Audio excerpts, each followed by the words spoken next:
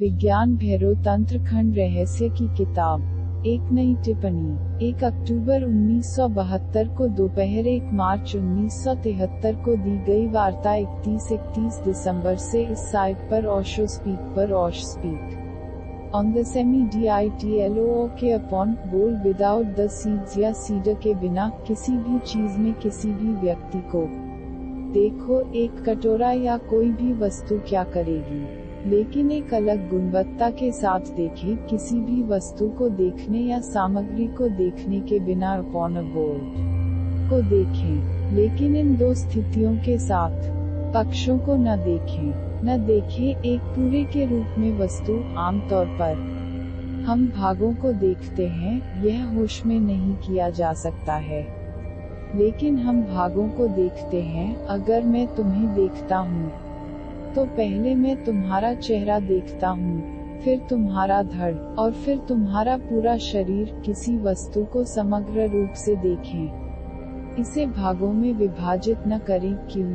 क्योंकि जब आप भागों में कुछ विभाजित करते हैं तो आँखों को एक भाग से दूसरे भाग में जाने का अवसर मिलता है। एक चीज को समग्र रूप से देखें। आप इसे कर सकते हैं। मैं आप सभी को दो तरीकों से देख सकता हूँ। मैं इस तरफ से देख सकता हूँ और फिर आगे बढ़ सकता हूँ। मैं ए को देख सकता हूँ, फिर बी को, फिर मैं सी को देखता हूँ और आगे बढ़ता हूँ। जब मैं बी और सी को देखता हूँ तो मैं मौजूद नहीं हूँ या केवल फ्रिंज पर मौजूद हूँ, लेकिन केंद्रित नहीं। जब मैं बी को देखता हूँ तो मैं ए छोड़ रहा हूँ। जब मैं सी को देखता हूँ, ए पूरी तरह से खो गया है, वह मेरे ध्यान से बाहर हो गया है। मैं इस समूह को इस तरीके से देख सकता हूँ, लेकिन मैं पूरे समूह को व्यक्तियों में, इकाइयों में विभाजित किए बिना देख सकता हूँ।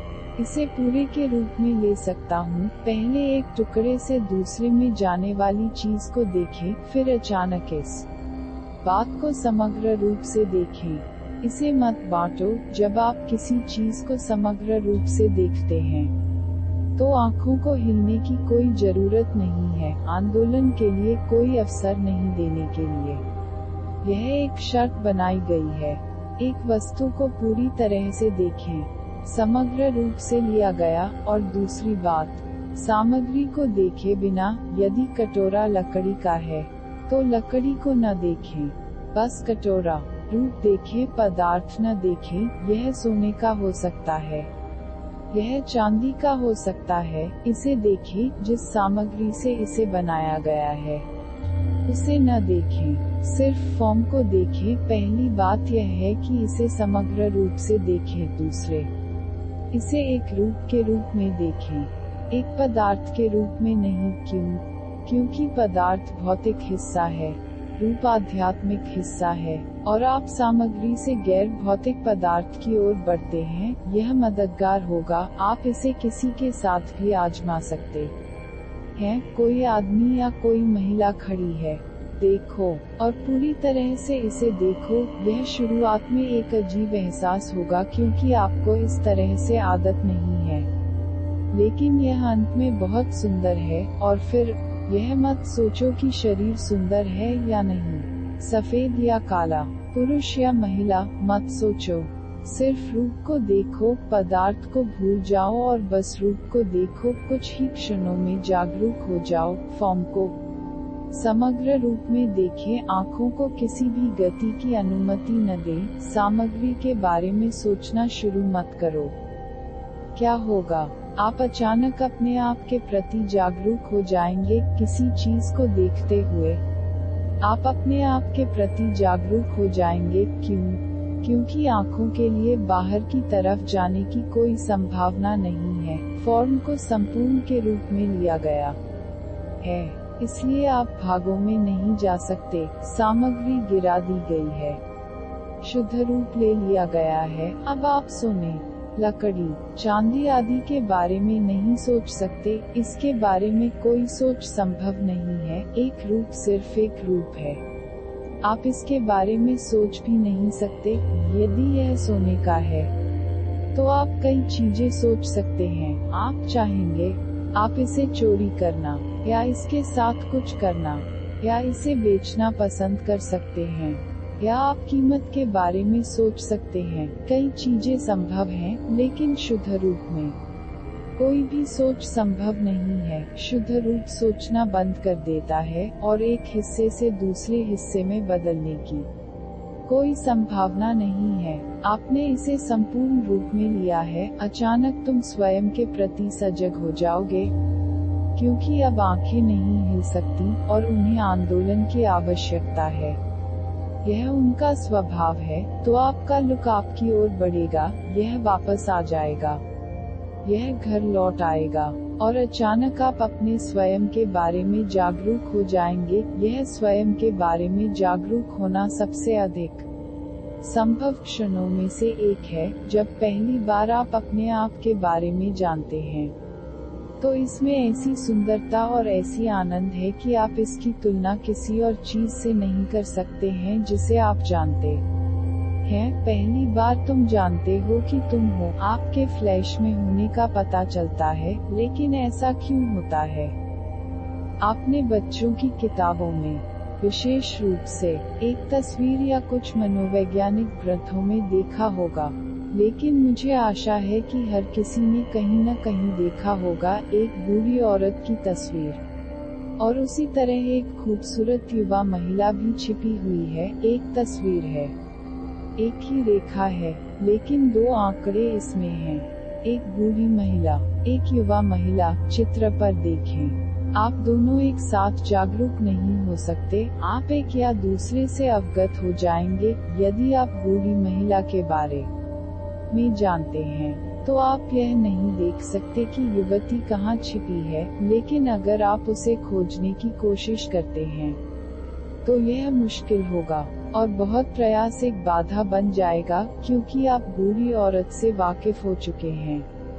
वह आपकी नजर में एक निश्चित चीज बन गई होगी। इस निश्चित चीज के साथ आप उस युवती को खोजने की कोशिश कर रहे हैं। यह असंभव है। आप उसे ढूंढ नहीं पाएंगे। आपको एक तकनीक करनी होगी, बस पुरानी महिला को घूरना। युवती को पूरी तरह से भूल जाओ, बूढ़ी औरत को घूरना। बूढ़ी औरत के फिगर पर एकटक देखना, घूर कर देखो। अचानक बूढ़ी औरत गायब हो जाएगी और आप वहां छिपी हुई युवती से वाकिफ हो जाएंगे। क्यों? यदि आप उसे खोजने की कोशिश करेंगे तो आप चूक जाएंगे। इस तरह की तस्वीर बच्चों को एक पहेली की तरह दी जाती है और उनसे कहा जाता है, दूसरे को ढूंढो। फिर वे उसे खोजने की कोशिश करने लगते हैं और इस वजह से वे चूक जाते हैं। चाल उसे खोजने की कोशिश नहीं करना है, बस आकृति को घूरना और आप जागरूक हो जाएंगे। दूसरे को भूल जाओ, इसके बारे में सोचने की जरूरत नहीं है। आपकी आंखें एक बिंदु पर नहीं रह सकती हैं। इसलिए यदि आप बूढ़ी महिला को घूरते हैं तो आंखें थक जाती हैं। फिर अचानक वे आकृति से आगे बढ़ेंगे और उस आंदोलन में आप उस दूसरी आकृति से परिचित हो जाएंगे जो कि बूढ़ी औरत की तरफ से छिपी हुई है, उसी लाइनों में। लेकिन चमत्कार यह है कि जब आप युवती के बारे में जानते हैं, तो आप बूढ़ी औरत को नहीं देख सकते, लेकिन आप जानते हैं कि दोनों अब वहां हैं। शुरुआत में आपको विश्वास नहीं हो रहा होगा कि युवती छिप रही है, लेकिन अब आप जानते हैं, क्योंकि आपने पहली बार बुढ़िया को देखा है। अब आप जानते हैं कि बूढ़ी औरत वहां है, लेकिन युवा को देखते हुए आप एक साथ पुराने के बारे में जागरूक नहीं हो सकते। और अगर तुम पुराने से अवगत हो जाओगे, तो तुम याद करोगे कि युवा फिर से हैं। दोनों को एक साथ नहीं देखा जा सकता है। आप एक समय में केवल एक ही देख सकते हैं। ऐसा ही बाहर और अंदर के लुक के साथ होता है। आप दोनों एक साथ नहीं देख सकते। जब तुम किसी कटोरे या किसी वस्तु को देख रहे हो, तो तुम बाहर देख रहे हो। चेतना बाहर जा रही है, नदी बह रही है, आप बाउल पर केंद्रित हैं। इसे घूर कर देखो। यह बहुत ही घूरने से अंदर जाने का अवसर पैदा होगा। आपकी आंखें थक जाएगी। वे आगे बढ़ना चाहेंगे, बाहर की ओर बढ़ने के लिए कुछ भी नहीं ढूंढना। अचानक नदी पीछे मुड़ जाएगी, यही एकमात्र संभावना है। तुमने अपनी चेतना को वापस गिरने के लिए मजबूर कर दिया होगा, और जब तुम सजग हो जाओगे, तुम कटोरे से छूट जाओगे। यह नहीं होगा, इसीलिए शंकर या नागार्जुन कहते हैं कि सारा संसार भ्रम है। उन्होंने इसे जाना है। जब हम खुद को जानते हैं, तो दुनिया नहीं है। वास्तव में दुनिया भ्रामक नहीं है, यह वहाँ है, लेकिन आप दोनों दुनिया को एक साथ नहीं देख सकते। यही समस्या है। इसलिए जब एक शंकर स्वयं में प्रवेश करता है, जब वह अपने आप को जानता है, जब वह साक्षी हो जाता है, तो संसार नहीं रहता, तो वह सही है। वह कहते हैं कि यह माया है, भ्रम, यह बस प्रतीत होता है, यह वहाँ नहीं है। इस तथ्य के बारे में पता नहीं है। जब आप दुनिया को जानते हैं, तो आप नहीं हैं, आप वहाँ हैं, लेकिन छिपे हुए हैं, और आप विश्वास नहीं कर सकते कि आप वहाँ छिपे हुए हैं।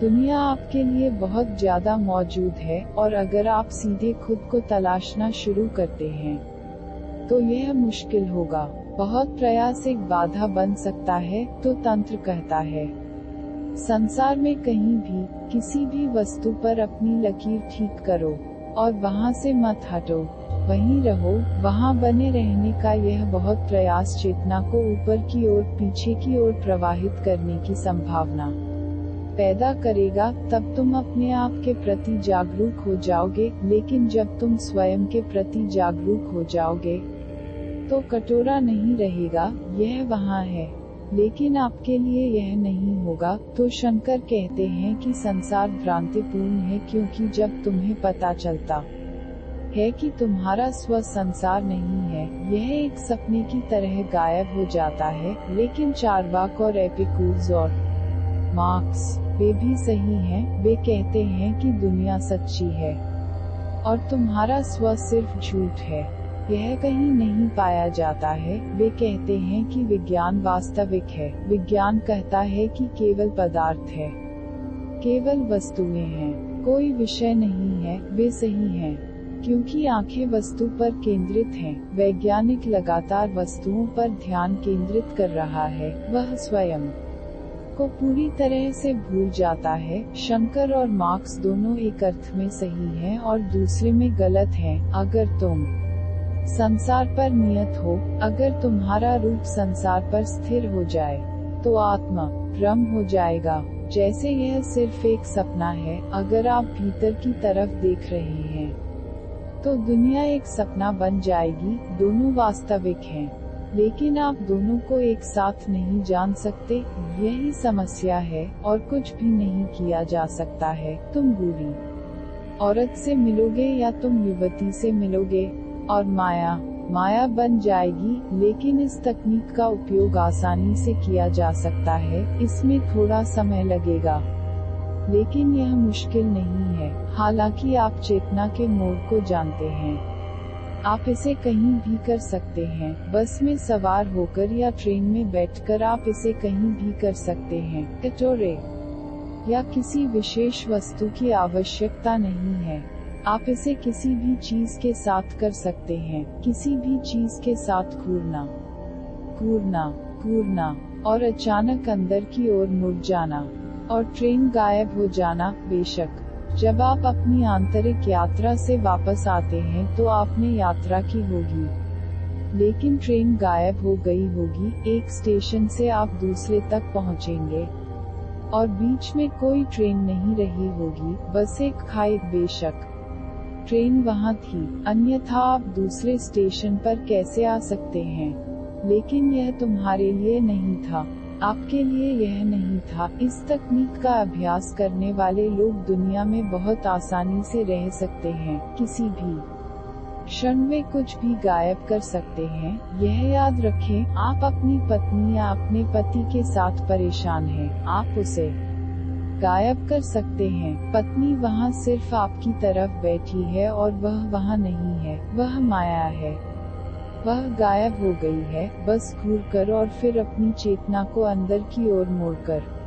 वह वहाँ रहना बंद कर दिया है, और ऐसा कई बार हुआ है। मुझे सुकरात की याद है, उनकी पत्नी ज़ांथिप्पे को उनकी बहुत चिंता थी, और कोई भी पत्नी उसी दुविधा में थी, एक पति के रूप में सुकरात का होना सहन करने के लिए सबसे कठिन चीजों में से एक है। सुकरात एक शिक्षक के रूप में अच्छा है, लेकिन एक पति के रूप में नहीं। एक दिन ऐसा हुआ, और इसकी वजह से उसकी पत्नी की 2000 साल से लगातार निंदा हो रही है।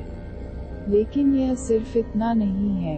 मुझे नहीं लगता कि उसने कुछ भी गलत किया है। सुकरात वहाँ बैठा था, और वह कुछ इस तकनीक की तरह कर रहा होगा, यह दर्ज नहीं है।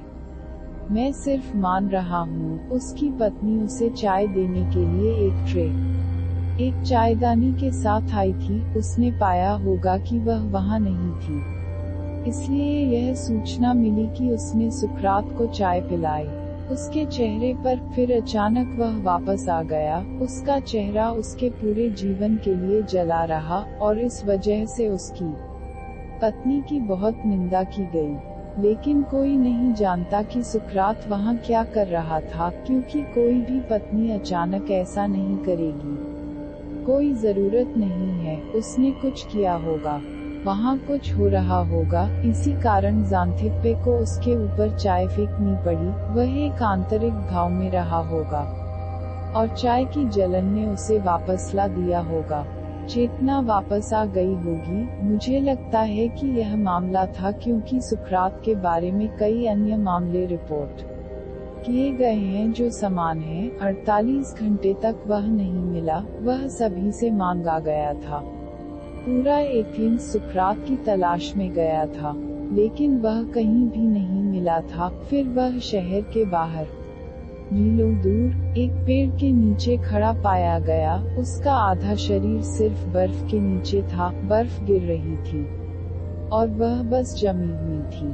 खुली आंखों से वहां खड़ी थी, लेकिन वह किसी की ओर नहीं देख रहा था। जब आसपास भीड़ जमा हुई, तो उन्होंने उसकी आंखों में देखा, और उन्हें लगा कि वह मर गया है। उसकी आंखें पत्थर की तरह थीं, देख रही थीं, लेकिन किसी को नहीं देख रही थीं, बस स्थिर, अनमूविंग। उन्होंने उसके दिल को महसूस किया। यह धीरे धीरे धड़क रहा था। वह जीवित था। उन्हें उसे झटके देने थे। तभी वह उन्हें देखने के लिए वापस आया। तुरंत उसने पूछा, अब समय क्या है? वह 48 घंटे पूरी तरह से याद किया था। वे उसके लिए कभी अस्तित्व में नहीं थे। वह समय और स्थान की इस दुनिया में नहीं थे। उन्होंने पूछा, आप क्या कर रहे थे? हमें लगा कि आप पहले ही मर चुके हैं। 48 घंटे, उन्होंने कहा। मैं सितारों को घूर रहा था, और अचानक ऐसा हुआ कि तारे गायब हो गए, और फिर मुझे नहीं पता, फिर पूरी दुनिया गायब हो गई। लेकिन मैं इतनी शांत, आनंदित अवस्था में रहा। यदि यह मृत्यु है, तो यह हजारों जीवन के लायक है। यदि यह मृत्यु है, तो मैं इसे बार बार दर्ज करना चाहूंगा। यह उनकी जानकारी के बिना हो सकता है, क्योंकि सुकरात योगी नहीं थे, तांत्रिक नहीं थे। वह किसी भी तरह से किसी भी साधना के साथ होश में नहीं था, लेकिन वह एक महान विचारक था। और यह एक दुर्घटना के रूप में हुआ हो सकता है कि वह रात में सितारों को घूर रहा था, और अचानक उसका रूप वापस अंदर की ओर लौट आया। तुम कर सकते हो, और तारे वास्तव में अच्छी वस्तुएं हैं। जमीन पर नीचे देखें, काले आकाश को देखें, और फिर एक तारे पर खुद को ठीक करें, उस पर ध्यान लगाओ, उसे घूरो। एक तारे के प्रति अपनी चेतना को कम करना। अन्य सितारों को भूल जाओ। द्वारा और ध्यान से अपनी टकटकी को संकीर्ण करें। अन्य तारे केवल सीमा पर होंगे, लेकिन उनके द्वारा और वे गायब हो जाएंगे, और केवल एक तारा रहेगा। फिर घूरते जाओ। एक क्षण आएगा जब वह तारा गायब हो जाएगा, और जब वह तारा गायब हो जाएगा, तो आप अपने आप को दिखाई देंगे। पिछला, अगला।